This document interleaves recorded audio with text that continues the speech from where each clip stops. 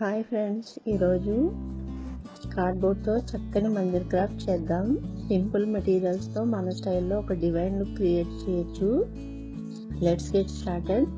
ముందుగా కార్డ్బోర్డ్ బాక్స్ని తీసుకుని దాని మీద షేప్ని డ్రా చేసుకోవాలి. ఇలా చేసుకున్న తర్వాత దాన్ని కట్ చేస్తున్నాను. కార్డ్బోర్డ్ బాక్స్ సైజ్ అనేది మీ రిక్వైర్మెంట్ ప్రకారం అడ్జస్ట్ చేసుకోవచ్చు. ఇప్పుడు దీని మీద ఆర్చ్ షేప్ డ్రా చేసి కట్ చేస్తున్నాను.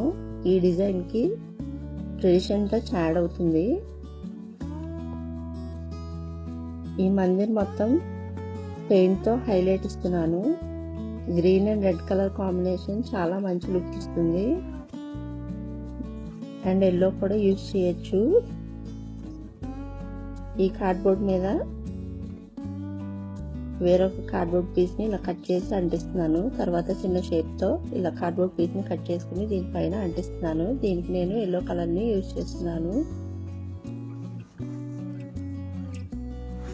తర్వాత ఇంకా పింక్ కలర్ని యూజ్ చేసి ఇది మొత్తం ఇలా కవర్ చేస్తున్నాను. దీని చుట్టూ ఇలా లేస్ని యూజ్ చేసి మొత్తం లేస్తో స్టిక్ చేస్తున్నాను. మిర్రర్స్ని గ్లూతో నీట్లీ స్టిక్ చేయండి. లైట్ రిఫ్లెక్ట్ అవ్వడం వల్ల మందిరికి చాలా మంచి షైన్ వస్తుంది. ఈ డెకరేషన్ అనేది మన ఇష్టం అండి. మిర్రర్స్ కానీ లేదంటే పెయింట్స్ ఉంటే ఆ పెయింట్స్ ఇలా డాట్స్ కైనా పెట్టుకోవచ్చు.